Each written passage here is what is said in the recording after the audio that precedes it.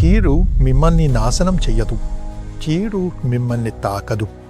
కీడు చుట్టుముట్టి ఉంది. కీడు యొక్క అధికారం పెరుగుతోంది. అయినప్పటికీ అన్ని కీడుల మధ్యలో ప్రభువు మిమ్మల్ని కాపాడి సంరక్షించి హెచ్చించాలని నిర్ణయించుకున్నారు. కీర్తన 121:7లో యెహోవా నిన్ను ఏ కీడు రాకుండా కాపాడును. యెహోవా నీ ఆత్మను కాపాడును. ఏ కీడు వచ్చినా నీ ఆత్మ పాడైపోకుండా ఆయన మీ ఆత్మను కాపాడుకుంటారు. మనుష్యుడు లోకమంతటినీ సంపాదించుకున్నా తన ప్రాణాన్ని పోగొట్టుకుంటే అతనికి లాభమేమిటి? కాబట్టి ఆత్మ యేసుతో, దేవునితో కలిసి ఉండాలి. పరిశుద్ధంగా ఉండాలి. అదే ముఖ్యం.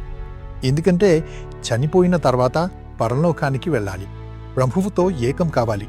పరలోకంలో పరిశుద్ధత పరిశుద్ధత పరిశుద్ధత ఉంటుంది. అక్కడికి వెళ్ళి లోక ఆశలను అనుభవించడం లాంటివి ఏవీ ఉండవు. ప్రతి ఒక్కరూ ప్రభువుతో కలిసి ఉంటారు. వారు దేవదూతల వలె ఉంటారని బైబిల్ చెబుతోంది. యేసు చెప్పారు, వారు యేసుతో కలిసి ఉంటారు. యుగయుగాల వరకు ఆ కృపను పొందుకోవాలి. అందుకోసం ప్రభువు మన ఆత్మను కాపాడేలా ఈ లోక కీడు నుండి మనల్ని విడిపిస్తున్నారు. ఆ కృపను యెహోవా మీకు అనుగ్రహించునుగాక, కాపాడునుగాక. ప్రభువు కృపను చూడండి.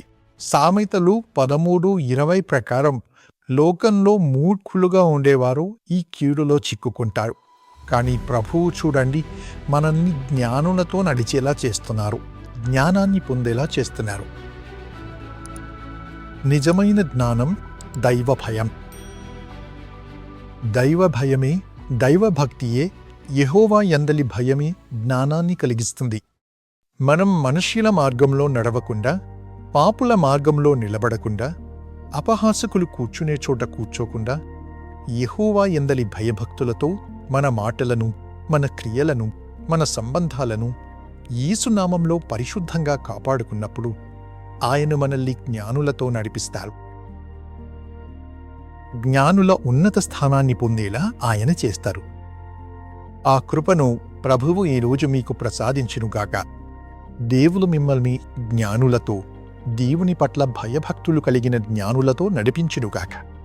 కొంతమంది జ్ఞానులుగా ఉంటారు, కానీ అన్ని దురలవాట్లలోనూ ఉంటారు.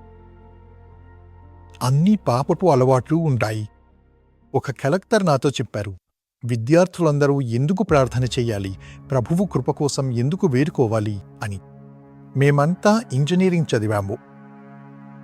మేము తాగుతాము, మేము మాదక ద్రవ్యాలను అనుభవిస్తాము. అదే జీవితం, విద్యార్థి జీవితం. కానీ మేమంతా ఉన్నత స్థితికి రాలేదా? జ్ఞానం లేదా? ఆయన అలా చెప్పారు. కానీ మరుసటి రోజే ప్రభుత్వం ఆయనను ఆ ఉద్యోగం నుండి తొలగించింది. చివరి వరకు ఆయనకు పెద్ద పదవి ఏదీ ఇవ్వలేదు. ఎక్కడ ఉన్నారో కూడా తెలియదు. చాలా జాగ్రత్తగా ఉండాలి. అవును, జ్ఞానం ఉండవచ్చు, లౌకిక జ్ఞానం.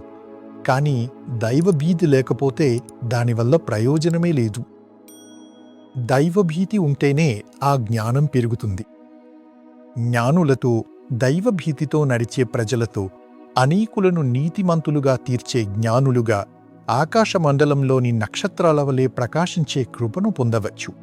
ప్రభువు దానిని మీకు ప్రసాదిస్తారు. అందరూ మీ ప్రకాశంలో సంతోషిస్తారు. అదేవిధంగా ప్రభువు మిమ్మల్ని కీడు నుండి రక్షించి పొరుగువారిని ప్రేమించేలా చేస్తారు. రోమీయులకు 13:10 ఇలా చెబుతోంది, ప్రేమ పొరుగువానికి కీడు చేయదు. కీడు చేయకుండా పొరుగువారిని ప్రేమించే హృదయాన్ని ప్రభువు ఇస్తారు. కీడు నుండి విలిపించి పొరుగువారిని ప్రేమించే కృపను ఇస్తారు. రోమీయులకు 12:16లో కూడా మనం దానిని చదువుతాము. ఒకరితో ఒకరు ఏకమనస్సు కలిగి ఉండండి అని ఆ కృపను ఇస్తారు.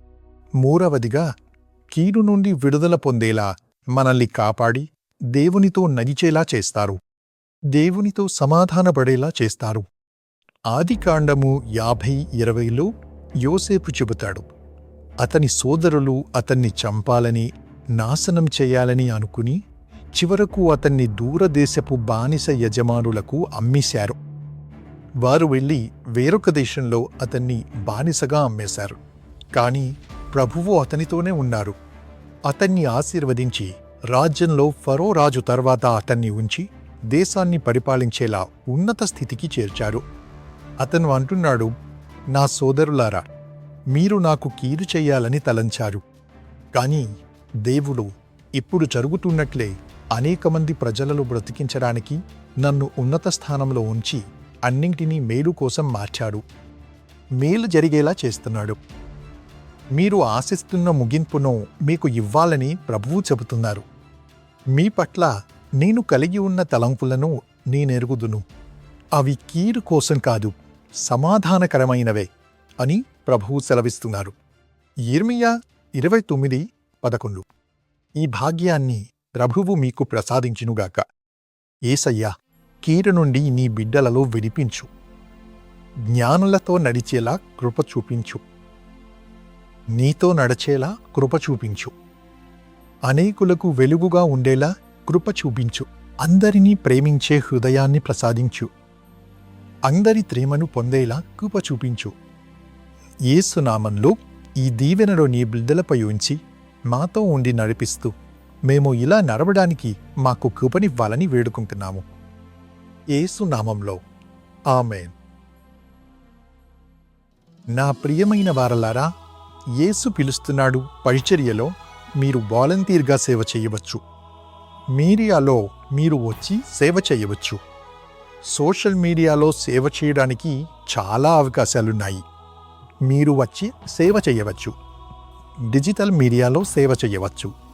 రిప్లైలు పంపడం, ఇంకా డిజిటల్ మార్కెటింగ్ చేయడం, వీటన్నింటికీ మాకు సహాయం కావాలి. ఆదివారం ఆరాధనలో కెమెరా ఆపరేట్ చేయడం వంటివి మాకు అవసరం. ఇంకా కరెస్పాండెన్స్లో మాకు సహాయం కావాలి. ఇంకా ప్రార్థనా గోపురాలలో సహాయం కావాలి. మీరు వచ్చి మీకు చేతనైన సహాయం చేయండి. ప్రభువు మిమ్మల్ని నూరంతలుగా ఆశీర్వదిస్తారు.